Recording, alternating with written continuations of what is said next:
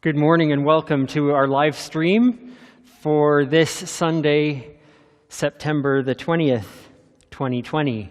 Welcome everyone. We gather here in South Edmonton and we're grateful for this time and this place to be with one another virtually. And as we do that, we're grateful for those who gather with us in person in this space. Grateful to my teammate Nancy, who's here with me, to our musicians, to Deb and Catherine, to Pam Boudelier and Pam Patton, and to Brett and Joseph Louis in the booth this morning. So grateful that we can all bring this experience to you today. As we welcome each other, we recognize that we are all spiritual seekers. And something that's been very helpful and very much a blessing to us all in recent months is that we are spiritual seekers who are united in community. Community is important at the best of times, but it is crucial at times when we feel separated or isolated from one another. And so as we can be community for one another, even as we're distanced, we are grateful for this time and this place to be together. Take from this time what you need, whether it's solace or hope, whether it's the connection of familiar faces, familiar songs, whether it's a chance to learn something new and sing a new song. We welcome you into this time today. Here in South Edmonton, we're gathered on Treaty 6 territory, and we're grateful for the wisdom, the knowledge, the traditions of all of those who have made this land what it is, for the Indigenous peoples who have called this place home for generations and generations. Wherever you are, we hope that you share gratitude with us for your land, for your space, and for all those who have come before. Today we are talking about finding what we need in order to move forward. That's not always an easy task today, but we are going to explore the ways in which we might take solace in what is right in front of us and use it as motivation and fuel to move forward in whatever way that we can. Today we are going to light our candle, something that we do every day as we gather here in this space and coming to you in your homes. I want to share something interesting. Someone in the last week or two shared a picture with me of the candle that they light at their house. And we'll just flip to that now, and we can see this picture that was shared by one at-home participant this week. This is their living room where they gather to participate with us whenever we are online. These are the candles they light. And it reminded us that we don't do this in isolation. Whenever we light this candle here, you are all lighting your candles wherever you are. And it reminded me that, isn't it lovely that someone thought to send a picture? And wouldn't it be lovely if you wanted to send us the picture of where you're lighting your candles? Maybe it's the table where you light your candle. Maybe it's the candle itself. Maybe it's you as you participate with us on our live stream. It's a lovely way to participate and a wonderful way to share with us all the places that are being made special by you and our time together. So in this time, why don't we light our candles? If you have one at home, please light it as we light our candles here and recognize that we are sharing something beautiful. We're sharing time together. We're making space in our day. And we do it with one another and with this symbol in the midst of us. In the spirit of gratitude, we're going to sing a familiar song, one that I wrote many years ago to talk about the gratitude we have for all of the small things, for even the very breath and the blood coursing through our veins, for all the things in this day that there are to be grateful for. We're going to sing our gratitude.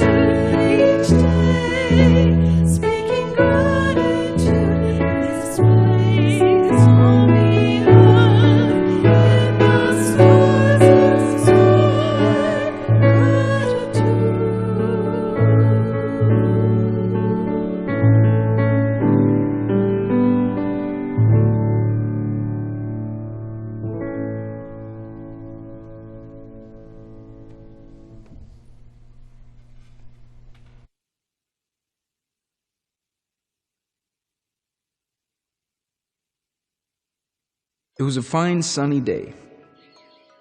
Juno and the peacock, his favorite bird, were sharing a midday meal together. Juno sensed that his friend was very sad. He asked, "What ails you, my friend?" At first, the peacock says nothing, but on Juno's insistence, starts talking. He complains to Juno. When I sing, everybody laughs and tells me to stop. Why do I have such a bad voice when an insignificant bird like the nightingale is loved for a beautiful tone? Everyone stops to listen to her when she opens her mouth to sing. Juno's expression of surprise soon turns to anger at his friend's selfish attitude. He says, "What a silly and envious bird you are. You surely have no cause to complain. You are endowed with a beautiful neck that shines with all the colors of a rainbow. Your long and extended tail is like a fine jewel shimmering under the sun. Every living being is gifted with something special. While the falcon is endowed with swiftness, the eagle has strength. The parrot has the gift of speech, and the nightingale a melodious note. You, my dear peacock, have size and beauty. Cease to complain and appreciate what you have, rather than cry about what you do not have." The peacock realized how selfish his thoughts had been. He had been endowed with qualities that were beautiful and rare. It was not correct to compare and compete constantly with his fellow beings. He thanked his good friend Juno for his wisdom and bringing light into his life.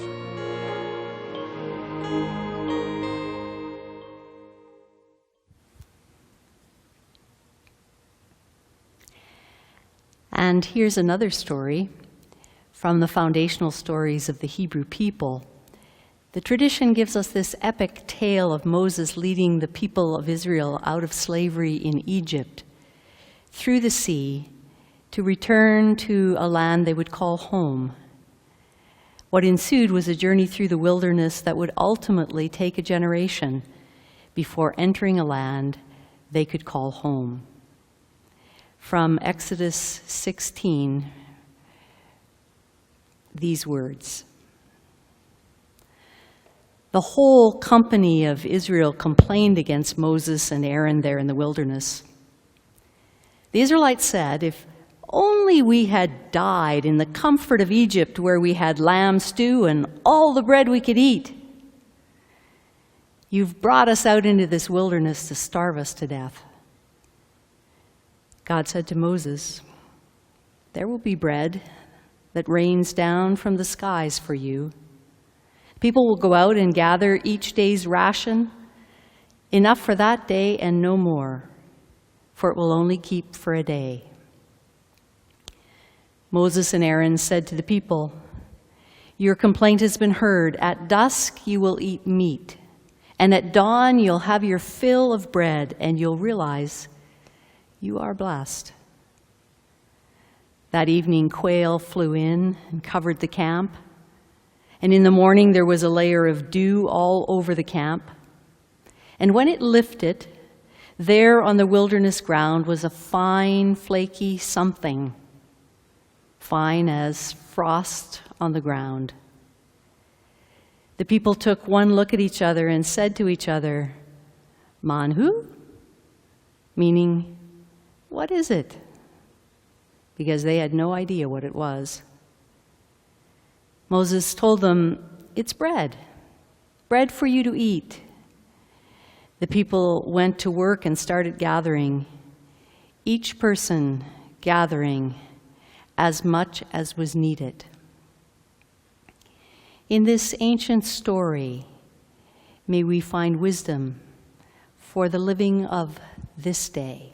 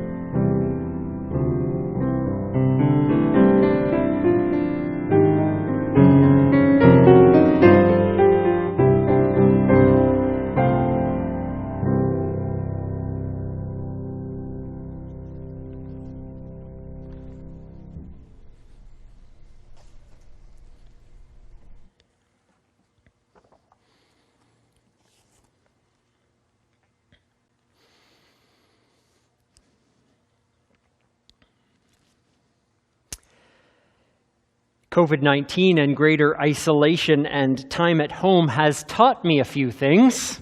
Maybe you too. And at the top of that list, if I'm being honest, is that I've realized I have a definite cycle of irritation. There are some days when I can't help but be annoyed and exasperated. In some ways, feeling like the peacock in the Aesop fable, who can't quite see the goodness around him for all the irritation. When we feel like this, we have to apologize to our partners, our families, who unfortunately have to bear the brunt of our feeling out of sorts, to which I've done a fair deal of that. Life, I suppose, at any time has its irritants, but perhaps particularly in 2020, we're acutely aware of the frustrations of every day, maybe because we have so much time to think about them and to stew in them. And if you're like me, then you can look at the times that you feel this way and realize that if we fill our minds with those little annoyances of life, we don't have much room or energy left for anything that nurtures or feeds our spirits. Eckhart Tolle puts it this way: see if you can catch yourself complaining in either speech or thought about a situation you find yourself in, what other people do or say, your surroundings, your life situation, even the weather. To complain is always non-acceptance of what is. It invariably carries an unconscious negative charge. When you complain, you make yourself into a victim.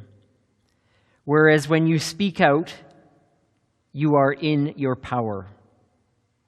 Speak out or take action. Action arising out of insight into what is required is more effective than action arising out of negativity. Well, I read that and I think, okay, yes, check, check, check. Nope, can't do it. Sorry, Eckhart, that's a tall order. But I understand the impulse, and I understand the danger of that negativity when I start into my complaining mood and my irritating day. Because it leaves no room for genuine appreciation. It leaves no room for positivity. That part I'm on board with. Attitudes are habits, after all. And so too many bad persnickety days on my part could turn into a bad habit I don't really want to have. Might turn into a character trait that I don't really want to recognize. Writer and producer Barbara Gordon wrote this: while others may argue about whether the world ends with a bang or a whimper, I just want to make sure mine doesn't end with a whine. Particularly good advice. Clearly, irritation has been around for a long, long time. The Israelites had just escaped the Egyptians. They'd crossed the sea. They must have thought all their problems were gone because the thing they wanted most to happen had happened. They were free from slavery. There was much to celebrate. But, ... What? The wilderness? Really? That's when the whining started. But we're hungry. We're thirsty. How much longer to the promised land? Are we there yet? Are your flour sacks getting a little low? Mine are. Olive oil, do you have any? I don't. I'll tell you, my stomach is growling, that's for sure. We should go talk to Moses. And just how long do you think it'll be, they asked him, before we get to this terrific place we're going? You may not have noticed, but all we can see now is wilderness. in every direction. And what was their leader going to say? Moses replies, well, I'm not really sure how much longer it'll be. I'm thinking a month, maybe 2, 6 or 8 tops. Definitely not more than a year. A year? Moses, what are you thinking, man? We were better off in Egypt. We were oppressed, sure, but we weren't hungry. We could eat whatever we wanted, whenever we wanted it. We were full all the time. You said we were going to the promised land, this land flowing with milk and honey. And here we are in the wilderness. Where's the food, Moses?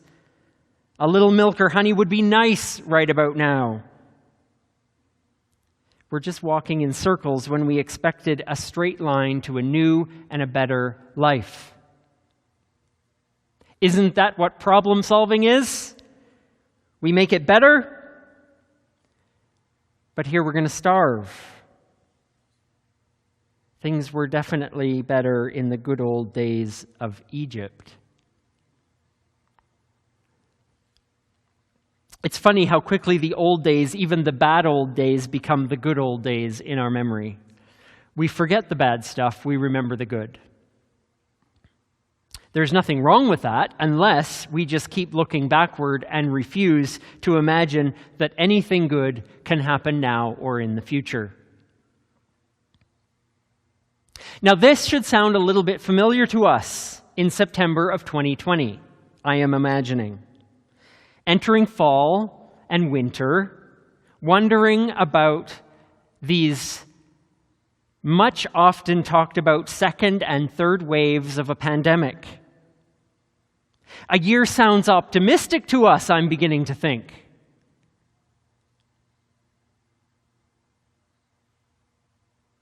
Even if things were better, easier in Egypt, you cannot go back.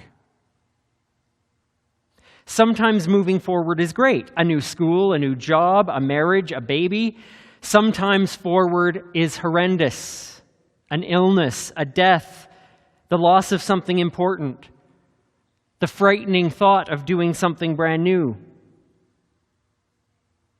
But no matter how much we want to go back, it just isn't possible. The sea has closed up behind us, and there's no way back.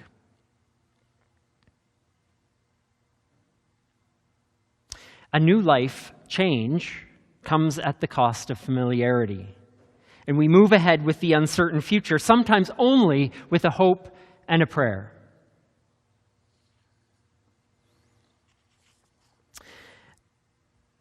I was remembering back to when I spent 2 months in Tanzania in 2005 as part of a delegation of young ministers in the worldwide Moravian Church. You probably can't see me, but if you look, there's a round emblem of a lamb on the wall at the back, and right under that is my young-looking face. There was an instance one Sunday as we gathered in a small little village in central Tanzania for a church service where something happened that I'd never experienced before in our privileged North American culture. A family approached the front of the church just before the end of the service to tell the gathered church of the hard times the family had fallen upon.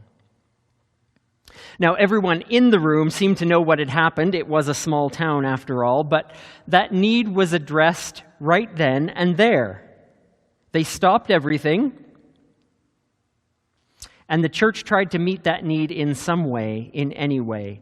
So everyone moved outside. That was not atypical. Often the benediction, the final blessing of a service happens outside. Everyone leaves and gathers around in a circle like this, and the minister offers a blessing. But then something unusual happened. There was an auction before the benediction. People held up produce, bags of grain. This, I think, is a bag of potatoes. Some ran home to get a dress or an outfit they'd just finished sewing. 5 minutes later, I saw another person come back with a chicken from their yard, and those items were auctioned off for the benefit of the family. A basket was sent around for cash to help the family. I was told that some may sacrifice funds that they were collecting for other reasons, like rent, a more pressing need of a family member or a friend. Whatever it was, this need that was right in front of them at that very moment took precedence. There was a sense of trust that in meeting the present need, future needs will also be met because they've got each other.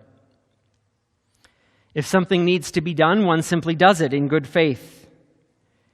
In a world where scarcity of resources is very real, that culture was one of abundance.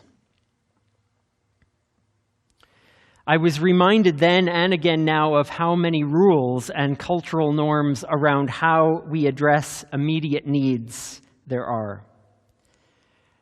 We so often feel there's a quote-unquote right way to ask for help. We do place certain restrictions on our generosity, don't we? We like to control it, manage it, conform it to our vision of who is worthy of it. That episode for me and the memory of it reminds me of that spirit of generosity and the feeling and the need to look at what's immediately right in front of us. A recent call for help for a family close to our congregation also reminds me of that. These moments that can help us realign to the fact that dealing with today's needs today is a simple and beautiful response. I want to go back to the story of the Israelites for a minute. In their hunger and in their complaining, those travelers did have a few assets, didn't they? They had each other, and they had this stuff. The people saw it and they said, "What is it?" And that became its name. What is it? Manna. It was that beautiful and immediate need that could be addressed. It wasn't familiar. It was totally new to them. It would be easy to complain, to turn our noses up, to say, "I don't know what that is. I'm not touching it." It was a wilderness phenomenon they'd never experienced before. And this strange, dewy, flaky, morning, quote-unquote bread lasted just long enough for a day. One day at a time. Not more, not less. Just enough. And so one day at a time, with just what they needed, they began to make their way through the wilderness. One day at a time, they got up and they ate. They lived. They breathed. And they were able to keep going. Nothing exciting or glamorous about it. Just one day at a time. And that's how life comes to us. Whether it's ancient Israel, Egypt, whether it's Africa in 2005 or here in 2020, life comes at us one day at a time. And we face it one day at a time. That's about all we can do. And even that is sometimes too much. Like those in this story, we may feel as though we are walking in circles and never getting anywhere. And we have to ask, what is going to get us through? Manna, what is it? What is it? Is it people reaching out to us? Is it a person who sees the difficulty and steps in to help in some way? Is it a moment of peace in the middle of a troublesome day? Is it one magical text that turns things around? Is it a small gift of beauty or joy or memory or purpose or strength? What is it? Manna.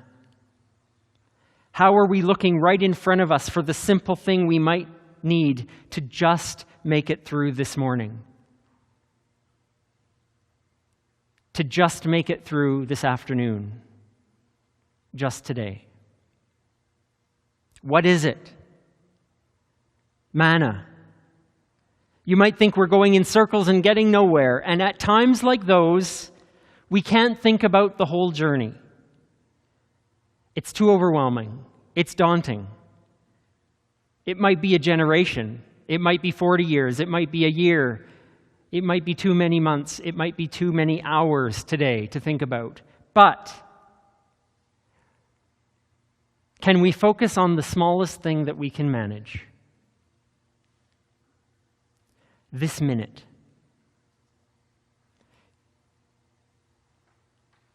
Can we get what we need to make it through this hour? One small step, one small hope, one small gift, we can keep going.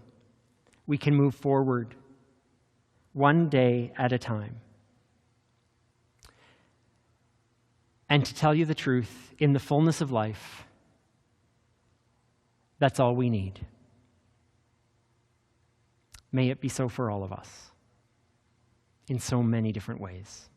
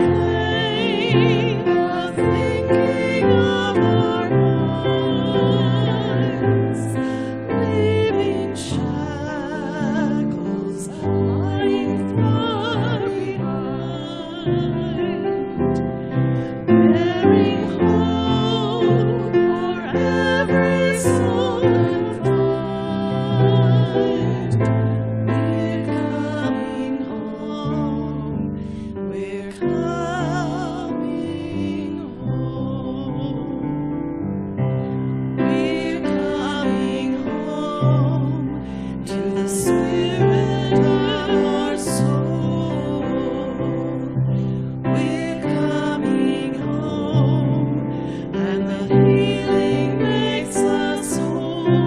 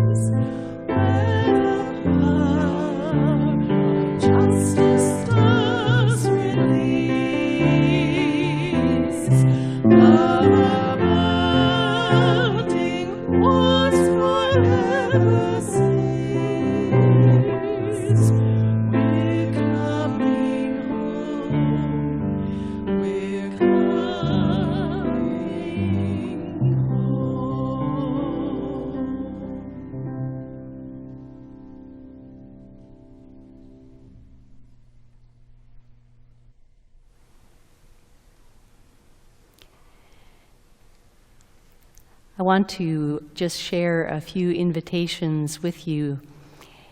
There's an opportunity for conversation and a chance to go a little deeper with our theme that we've been exploring in this time together this morning. At 11:15 on Zoom, we'll have a Circle Way style opportunity to engage with one another. The link that you need to join the circle is found in your morning messenger that you received on Friday. If you haven't received that or can't locate it and would like the link, please contact us at one of the ways that you see on the screen, and we'll be happy to get the link to you so that you can join the circle at 11:15. We also want to thank you for all the ways that you have supported us. You have been very generous over these months and have continued to provide the support that's been needed for us to offer the programming that we offer, to continue to support the agencies in our community and beyond our community that do important work, to continue our engagement to be about celebrating diversity and seeking to offer what is needed in our community and in the communities that extend well beyond Edmonton. You'll see on your screen ways that you can support us financially, and we thank you so much for your continued support.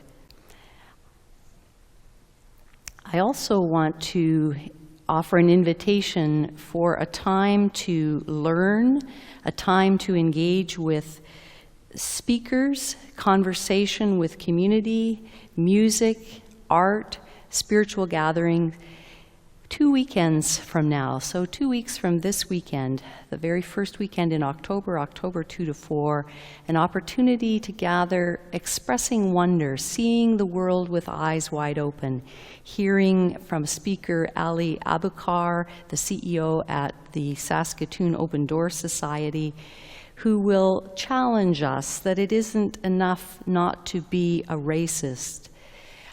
Our call is to be anti-racist. To also hear from Ernie Lutet, an Aboriginal man who has a great deal of experience in the world of policing, has written a book, Indian Ernie, Perspectives on Leadership and Policing, has written a more recent book, The Unexpected Cop, who will offer to help us engage topics around policing, racism, and violence, what could be more current in our day. And also artist Mitch Vavin, who is inspired by many things, but particularly his relationship with the land on which he lives. The organizing committee has been working very hard. Our folks in SSUC Saskatoon, and I want to invite you to hear from Tricia about her invitation to us to experience this together. Hello, I'm Tricia Little, a member of SSUC Saskatoon, and I'd like to personally invite you to our conference, Expressing Wonder, Seeing the World with Eyes Wide Open, October 2nd through 4th. I had the opportunity to have conversations with our speakers in planning the conference. Ali Abukar is a lovely presence about him. He's got a steady, calm manner and is very well spoken. He's the CEO of the Saskatoon Open Door Society, which is an organization that welcomes and aids immigrants and refugees arriving in Saskatoon. Being a refugee himself, originally from Somalia and fleeing to Egypt and finally into Ontario, he's well suited for the job. He has attained a number of degrees along the way. Ali recognizes that having the conversation about systemic racism is an uncomfortable thing to do, but it's very necessary.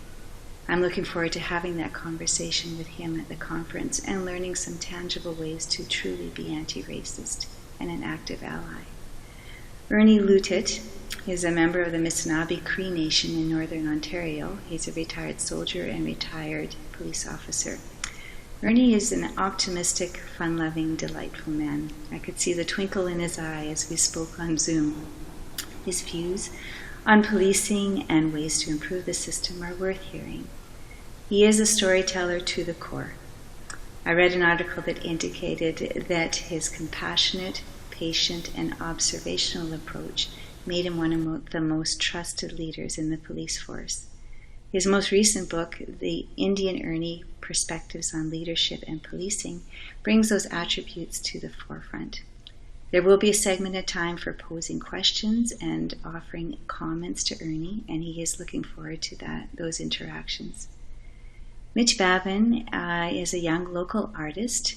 Mitch will be showing us many of his vibrant paintings of landscapes and of people, along with his use of other mediums. One of our members will interview him so we can hear about his journey and share a story that fits the theme of this conference. From the coffee house on Friday evening to the reflective conversation following the Sunday spiritual gathering, we found some creative ways to offer a sense of community through candlelighting, inspirational songs, videos, poetry, readings, and small group discussions. Consider joining in this opportunity to learn, to be inspired, to be surrounded by others who are eager to be allies with those who experience systemic racism. Let's see the world with eyes wide open together and then take action. Thank you.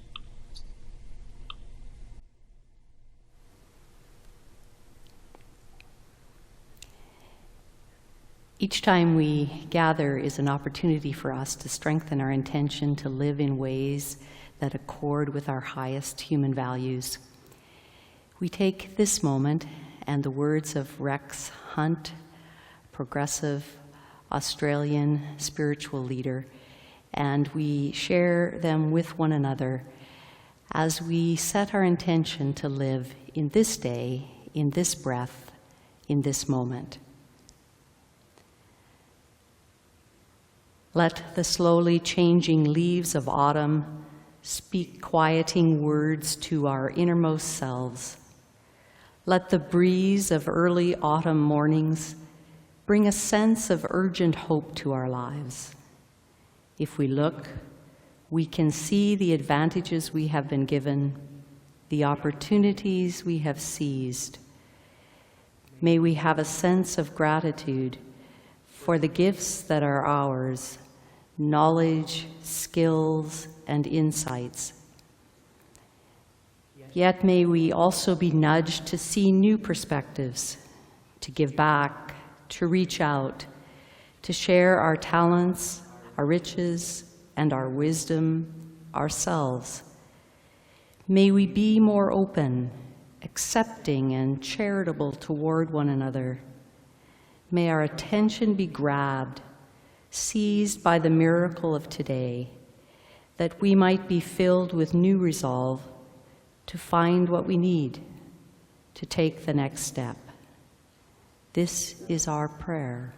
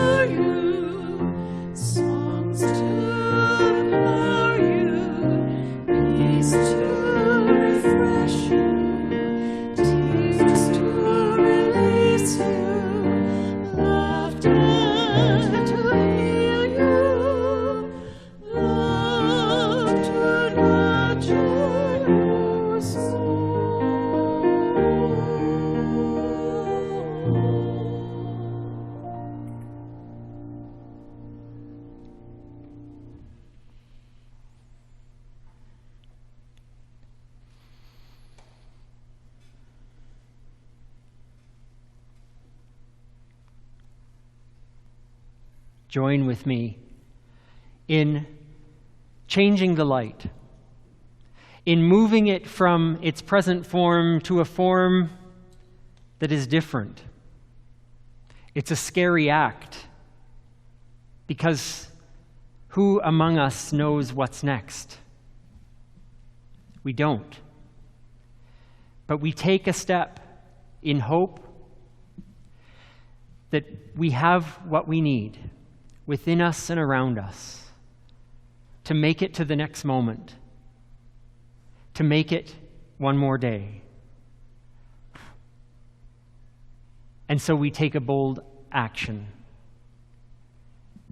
and we move into the future, and we move forward with hope and love at our side. In this hour, in this day, may you find what you need. May you go with a strength that is within you and peace surrounding you. May you be well, and until we meet again, we say goodbye.